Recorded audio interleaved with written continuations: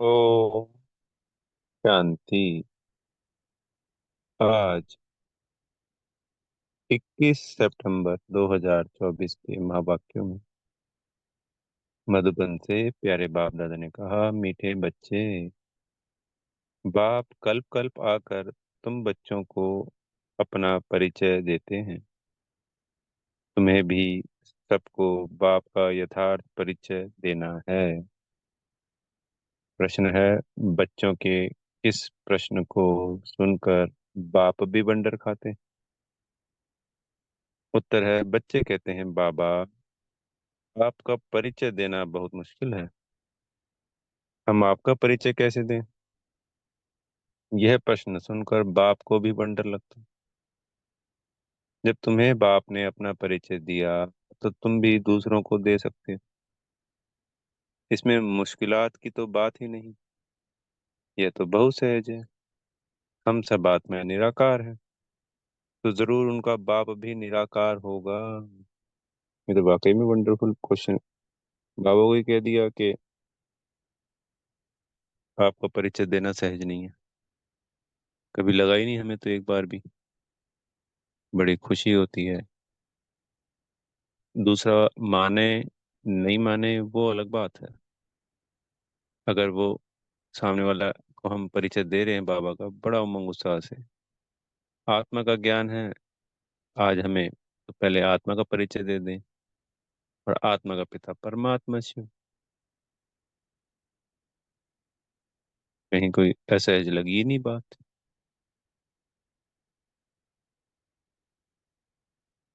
हम ये चाहते हैं कि हम जिसको भी सुनाएं ये ज्ञान, वो झट से मान ले। यहाँ पे है कमी। जब किसान बीज बोता है तो वो ये नहीं सोचता है कि इतने सारे बीज बोए हैं, ये सारे उगे हैं क्या। ऐसे ही सिर्फ हमें बीज बोने हैं, बस हमारी सेवा यहीं तक है। ओम शांति। मीठे मीठे रूहानी बच्चे समझते हैं, बेहद के बाप के पास बैठे हैं। यह भी जानते हैं, बेहद का बाप इस रथ पर ही आते हैं। जब बाप दादा कहते हैं, यह तो जानते हैं कि शिव बाबा है और वह इस रथ पर बैठा है, अपना परिचय दे रहे हैं। बच्चे जानते हैं वह बाबा है। बाबा मत देते हैं कि रूहानी बाप को याद करो तो पाप भस्म हो जाएं, जिसको योग अग्नि कहते हैं। अभी तुम बाप को तो पहचानते हो, तो ऐसे कभी थोड़ी कहेंगे कि बाप का परिचय दूसरों को कैसे दूं। तुमको भी बेहद के बाप का परिचय है, तो जरूर दे भी सकते हो। परिचय कैसे दें, यह तो प्रश्न ही नहीं उठ सकता। बिल्कुल राइट है। जैसे तुमने बाप को जाना है, वैसे तुम कह सकते हो कि हम आत्माओं का बाप तो एक ही है। इसमें मूझने की दरकार ही नहीं रहती। कोई कोई कहते हैं, बाबा आपका परिचय देना बड़ा मुश्किल होता है। अरे, बाप का परिचय देना, इसमें तो मुश्किलात की कोई बात ही नहीं। जानवर भी इशारे से समझ जाते हैं कि मैं फलाने का बच्चा हूँ। तुम भी जानते हो कि हम आत्माओं का वह बाप है। हम आत्मा अभी इस शरीर में प्रवेश हैं। जैसे बाबा ने समझाया है कि आत्मा अकाल मूर्त है, ऐसे नहीं उसका कोई रूप नहीं है। बच्चों ने पहचाना है। बिल्कुल सिंपल बात है। आत्माओं का एक ही निराकार बाप है। हम सब आत्माएं भाई भाई हैं, बाप की संतान हैं। बाप से हमको वर्षा मिलता है, यह भी जानते हैं। ऐसा कोई बच्चा इस दुनिया में नहीं होगा जो बाप को और उसकी रचना को ना जानता हो। बाप के पास क्या प्रॉपर्टी है, वह सब जानते हैं। यह है ही आत्माओं और परमात्मा का मेला, यह कल्याणकारी मेला है। बाप है ही कल्याणकारी, बहुत कल्याण करते हैं। बाप को पहचानने से समझते हो, बेहद के बाप से हमको बेहद का वर्षा मिलता है। वह जो सन्यासी गुरु होते हैं, उनके शिष्यों को गुरु के वर्षे का मालूम नहीं रहता है। गुरु के पास क्या मिल्कियत है, यह कोई शिष्य मुश्किल जानते होंगे। तुम्हारी बुद्धि में तो है, वह शिव बाबा है। मिल्कियत भी बाबा के पास होती है। बच्चे जानते हैं, बेहद के बाप के पास मिल्कियत है, विश्व की बादशाही स्वर्ग। यह बातें सिवाय तुम बच्चों के और कोई की बुद्धि में नहीं है। लौकिक बाप के पास क्या मिल्कियत है, वह उनके बच्चे ही जानते हैं। अभी तुम कहेंगे हम जीते जी पारलौकिक बाप के बने, उनसे क्या मिलता है, वह भी जानना है। हम पहले शूद्र कुल में थे, अभी ब्राह्मण कुल में आ गए हैं।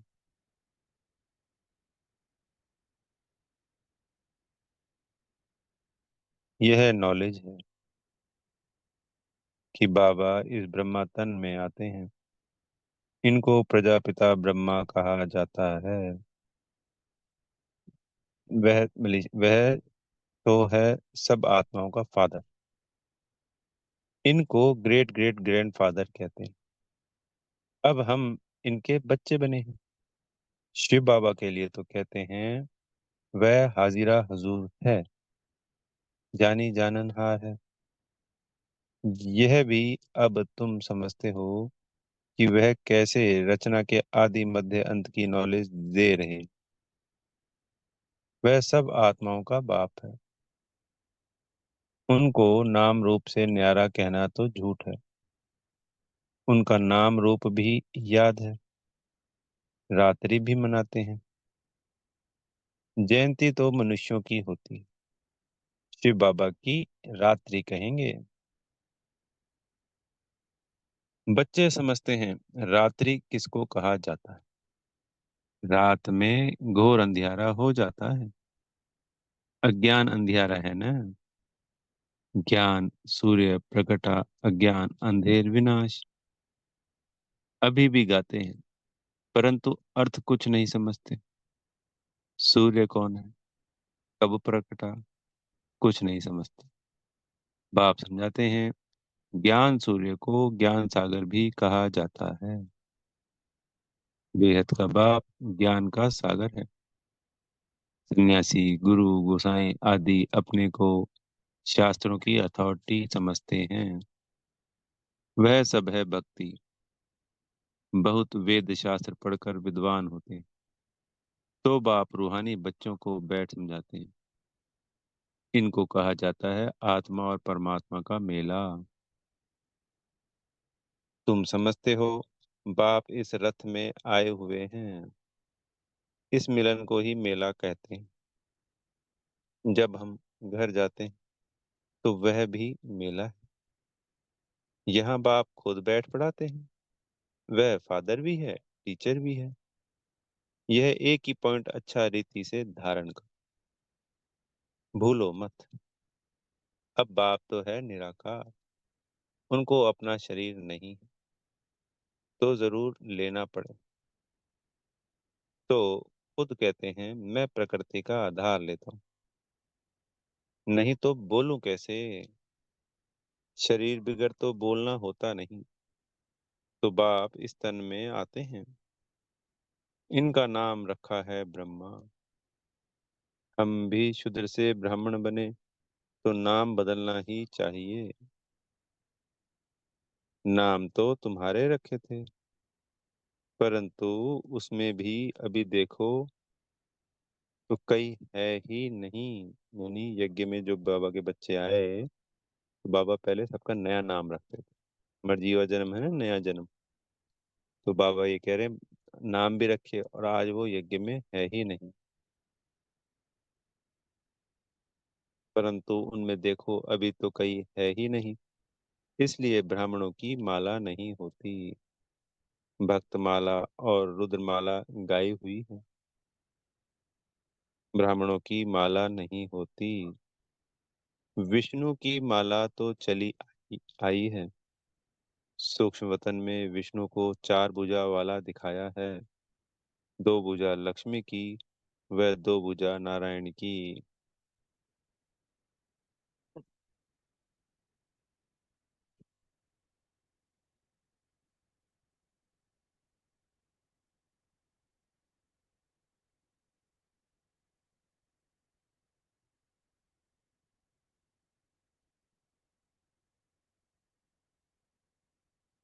बाप समझाते हैं, मैं धोबी,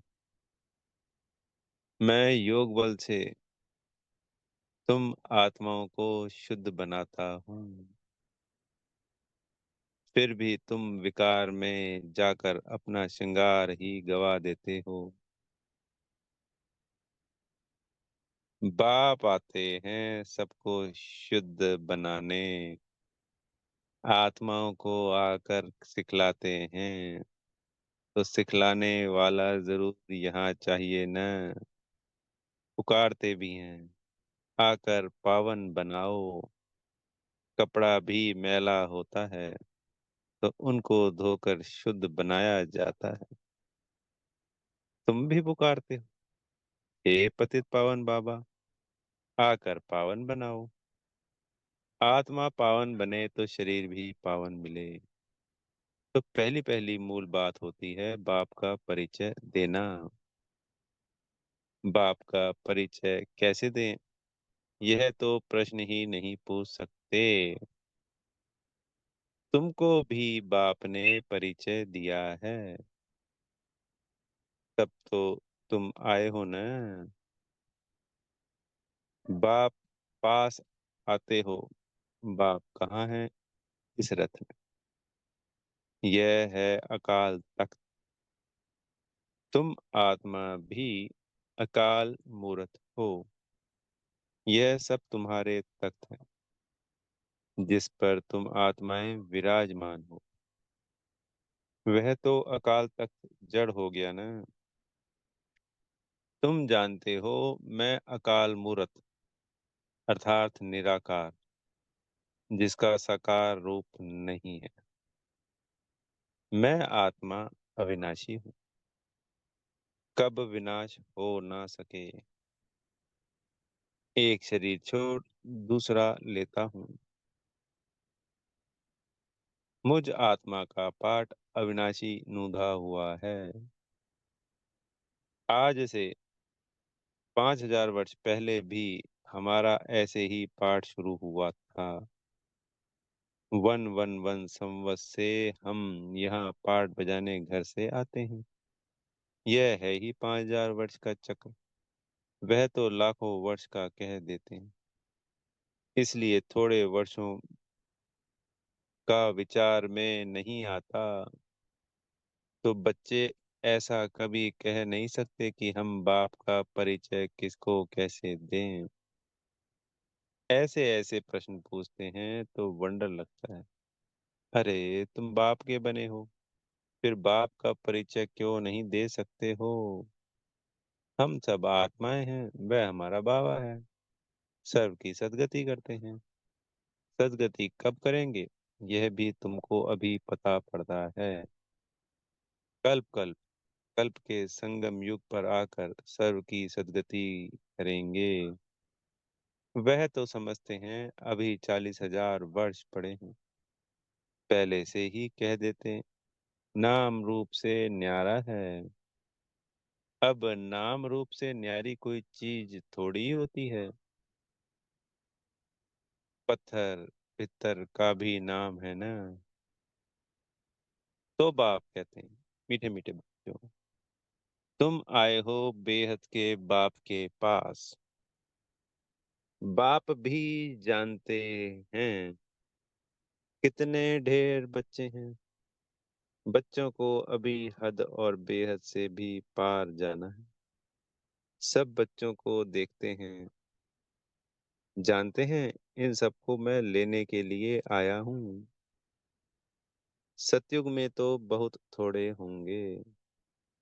कितना क्लियर है? इसलिए चित्रों पर समझाया जाता है। नॉलेज तो बिल्कुल इजी है, बाकी याद की यात्रा में टाइम लगता है। ऐसे बाप को कभी भूलना नहीं चाहिए। बाप कहते हैं माँ में कम याद करो तो पावन बन जाएंगे। मैं आता ही हूँ पति से पावन बनाने। तुम अकाल मूरत आत्माएं सब अपने अपने तख्त पर विराजमान हो। बाबा ने भी इस तख्त का लोन लिया है। इस भाग्यशाली रथ में बाप प्रवेश होते। कोई कहते हैं परमात्मा का नाम रूप नहीं है, यह तो हो ही नहीं सकता। उनको पुकारते हैं, महिमा गाते हैं, तो जरूर कोई चीज है ना। तमो प्रधान होने कारण कुछ भी समझते नहीं है। बाप समझाते हैं, मीठे मीठे बच्चों, इतनी 84 लाख योनियां तो कोई होती नहीं है ही 84 जन्म। पुनर्जन्म भी सबका होगा। ऐसे थोड़ी ब्रह्म में जाकर लीन होंगे, वह मोक्ष को पाएंगे। यह तो बना बनाया ड्रामा है, एक भी कम जास्ती नहीं हो सकता। इस अनादि अविनाशी ड्रामा से ही फिर छोटे छोटे ड्रामा व नाटक बनाते हैं। वह है विनाशी। अभी तुम बच्चे बेहद में खड़े हो। तुम बच्चों को यह नॉलेज मिली हुई है, हमने कैसे 84 जन्म लिए। अभी बाप ने बताया है, आगे किसको पता नहीं था। ऋषि मुनि भी कहते थे हम नहीं जानते। बाप आते ही हैं संगम युग पर, इस पुरानी दुनिया को चेंज करने। ब्रह्मा द्वारा नई दुनिया की स्थापना फिर से करते हैं। वह तो लाखों वर्ष कह देते हैं, कोई बात याद भी ना आ सके। महाप्रलय भी कोई होती नहीं। महाप्रलय का तात्पर्य हो गया कि इस सृष्टि पे कुछ भी ना बचे, कोई मनुष्य ही ना बचे। बाप राजयोग सिखलाते हैं, फिर राजाई तुम पाते हो। इसमें तो संशय की कोई बात ही नहीं। तुम बच्चे जानते हो पहले नंबर में सबसे प्यारा है बाप, फिर नेक्स्ट प्यारा है श्री कृष्ण। तुम जानते हो श्री कृष्ण है स्वर्ग का पहला प्रिंस, नंबर 1। वही फिर 84 जन्म लेते हैं। उसके ही अंतिम जन्म में मैं प्रवेश करता हूँ। अब तुमको पतित से पावन बनना है। पतित पावन बाप ही है। पानी की नदियां थोड़ी ही पावन कर सकती हैं। यह नदियां तो सतयुग में भी होती। वहां तो पानी बहुत शुद्ध रहता है, किचड़ा आदि कुछ नहीं रहता। यहाँ तो कितना किचड़ा पड़ता रहता है। बाबा का देखा हुआ है। उस समय तो ज्ञान नहीं था, अभी वंडर लगता है पानी कैसे पावन बना सकता है। तो बाप समझाते हैं मीठे बच्चे, कभी भी मूंझो नहीं कि बाप को याद कैसे करें। अरे, तुम बाप को याद नहीं कर सकते हो? वह है कुक की संतान, तुम हो अडॉप्टेड बच्चे। एडॉप्टेड बच्चों को जिस बाप से मिल्कियत मिलती है, उनको भूल सकते हैं क्या? बेहद के बाप से बेहद की मिल्कियत मिलती है, तो उनको भूलना थोड़ी ही चाहिए। लौकिक बच्चे बाप को भूलते हैं क्या? परंतु यहाँ माया का अपोजिशन होता, माया की युद्ध चलती। सारी दुनिया कर्म क्षेत्र है। आत्मा इस शरीर में प्रवेश कर यहाँ कर्म करती। बाप कर्म, अकर्म, विकर्म का राज समझाते हैं। यहाँ रावण राज्य में कर्म विकर्म बन जाते हैं। वहां रावण राज्य ही नहीं तो कर्म अकर्म हो जाते हैं। विकर्म कोई होता ही नहीं। यह तो बहुत सहज बात है।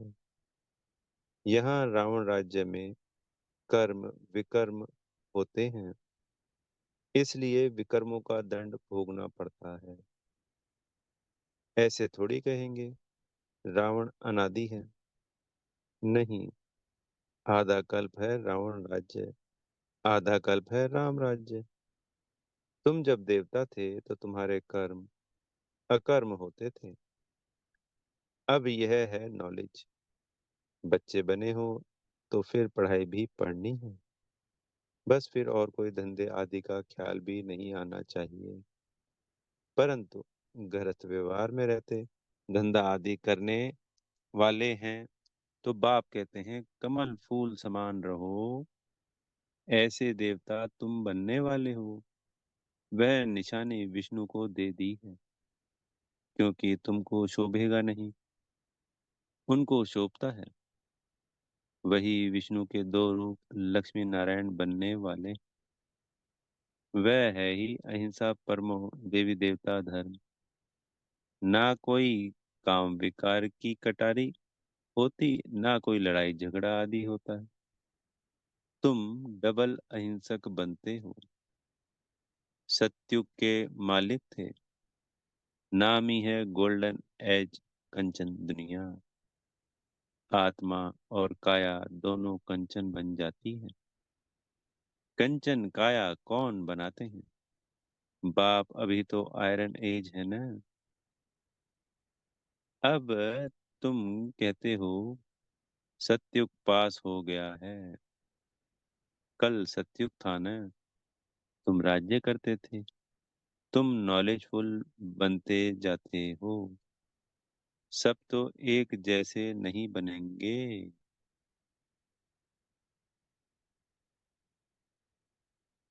अच्छा।